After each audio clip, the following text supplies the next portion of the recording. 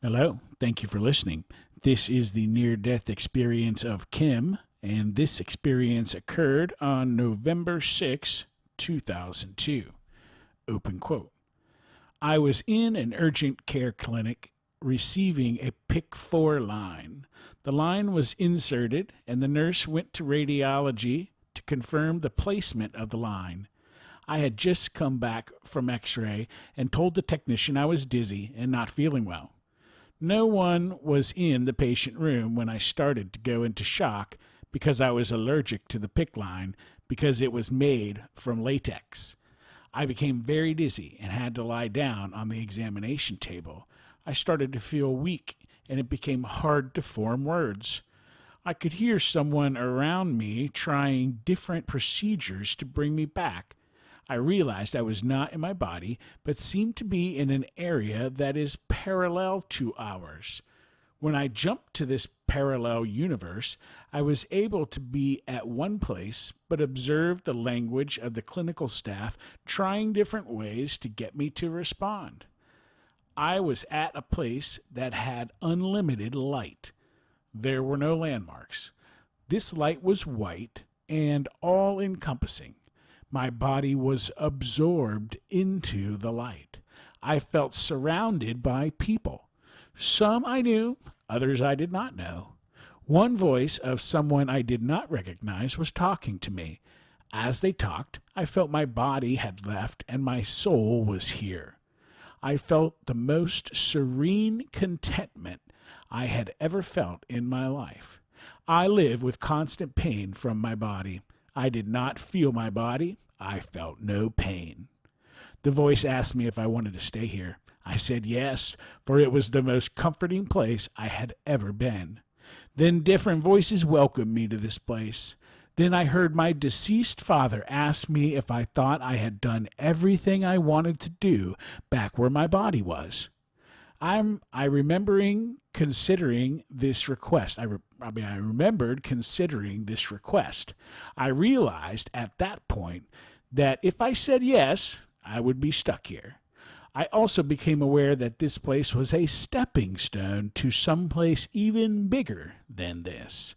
Everyone said they wanted me to stay. At this point, I heard my husband calling my name. He kept repeating my name and saying, "Wake up, Kim." I ignored his request because of the all consuming delight that I had finally gone someplace where there was no pain, where I felt such joy and contentment. I did not want to go back. Then the voice of my father said I had to make a decision. I started to search my thoughts as to why I should stay here and why I should return to Earth. I heard my father say there was much work still to be done with my family. Suddenly, I realized I did not want to stay here. I tried to pull away from this warm, white, lighted universe where all pain is gone, where waves of contentment and love surged all around me. I told my father I wanted to come back. At this point, I was back on the examination table, hearing my husband calling me to wake up. I struggled to wake. I then realized the other universe did not want me to go, and there began a pull between that universe and my husband calling. I kept saying, "I want to come back," and feeling the other saying, "We want you to stay." This struggle seemed to go on for a while. However, I had no sense of time. I returned to my body with a slam, like I was thrown into myself. I immediately started to throw up mass quantities of mucus. Later, it was told to me that at least 2 pints of mucus left my body. I woke from the lethargic struggle, feeling my body's pain and understanding immediately the choice I had just made. The treatment team was so excited to have me awake that no one asked any questions of me. I was taken by ambulance to the hospital, which is 20 minutes away from the clinic. During the ambulance ride, I was thinking about the white lighted place and suddenly I returned to it. I again felt this all-encompassing warmth and contentment such as my life had never known. I struggled to return, and once again I was slammed into my body just in time to see one of the ambulance team hovering over me with 2 heart paddles in his hand. They were getting ready to revive me by electrically jolting my heart. In the emergency room, they drugged me because I was struggling on the table so much. I do not remember even going into the emergency room. I later accounted to my husband what had happened to me and asked him to tell me his side of the story. I told him at times I was not in my body. He believed me that had he not been there calling my name, they would have lost me. He believed that had he not been there calling my name, they would have lost me. I realized that this was true. I would have gladly stayed with the white light, feeling the warm energy surging through my body where pain no longer exists, just the love and contentment. End quote. Wow. The struggle from heaven and earth where you're going to be. I think sometimes they really want you to stay. So there are some questions here at the end. Let's see. Question: did you encounter or become aware of any deceased or alive beings? Answer: yes. I knew all of them had died. This knowledge was given to my thoughts. Some people I recognized, others I did not. I was listening to my father asking me a question. I remember I did not talk back to his question. I thought of a response and felt that everyone there knew what I was trying to tell them. We communicated through thought waves. The end of that question. But isn't it interesting as well that the father was wanting her to go back, sort of, or at least giving her reasons to think about going back, but none of the others maybe did.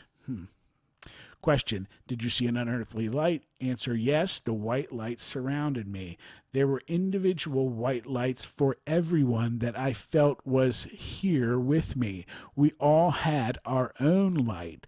The light seemed to surround you as a form of feeling, not a physical form that we see on earth.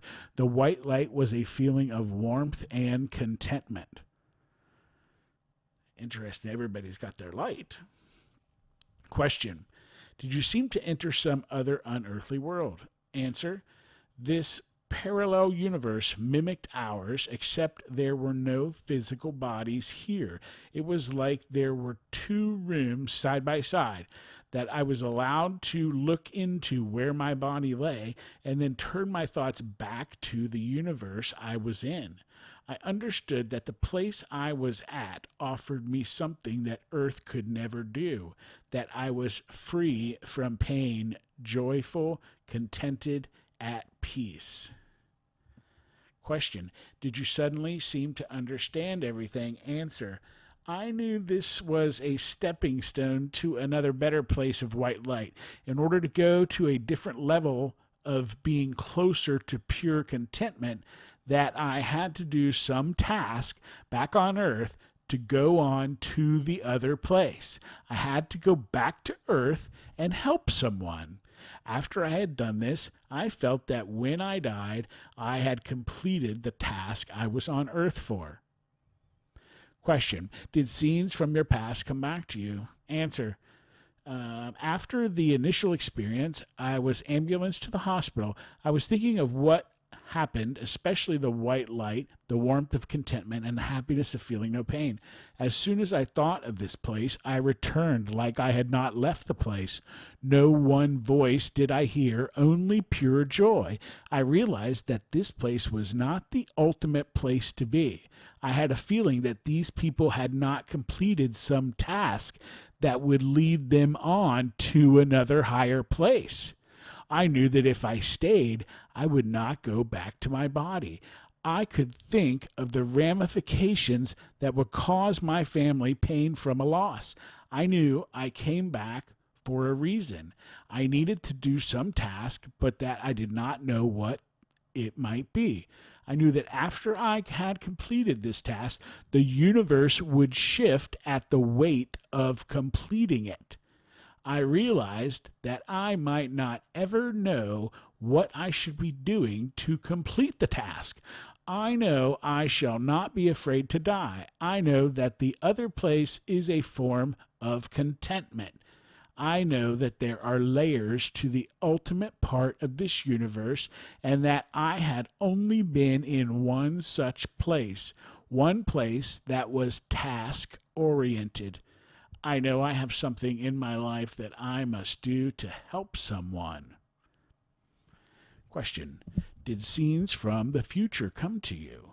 Answer: I had to help someone. That this person I helped would do some awe-inspiring thing that would shift the universe to a non-chaotic order.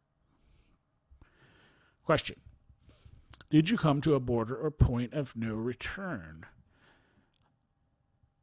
I knew I was fighting the people in this contented place to return to my body. At first, the struggle was hard, for they did not want me to go. I could hear my husband's voice asking me to wake up. I knew I must return to my body and talk to my husband. A struggle was going on, a push-pull struggle. I remember telling my husband that the people there would not let me go. Question: did you have a change in your values and beliefs because of your experience? Answer: yes. We have all heard of near-death experiences by other people, that as humans we hesitate to tell others because we feel they would not believe. I have a feeling someone of the Christian faith would not believe such a place exists. I tell this story to others who believe in reincarnation, for this is the changing life force I feel when I die. I know now that when I die, I will be full of contentment and joy. Question: do you have any psychic, non-ordinary, or other special gifts after your experience that you did not have before the experience? Answer: yes. I have the ability to feel the energy of a person by identifying what kind of energy the person emits to others. I have the ability to tell anyone, using a piece of jewelry they wear often, the history of the emotions of the object.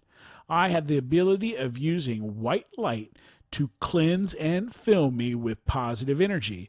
Now I know I can search out this other universe energy and see if it has tilted or altered. This is a renewed strength of urgency that this place could shift to another state that would not be a comforting place to reside. Question: are there one or several parts of your experience that are especially meaningful or significant to you?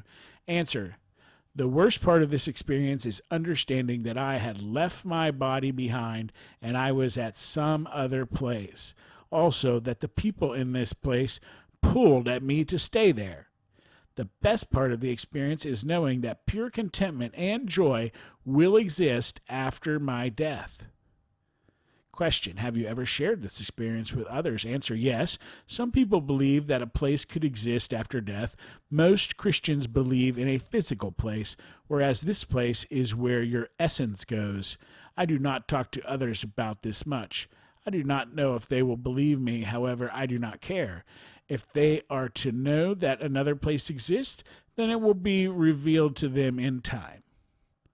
Question: at any time in your life, has anything ever reproduced any part of the experience? Answer: yes, I can meditate using the strength of the light to cleanse my body of negative feelings.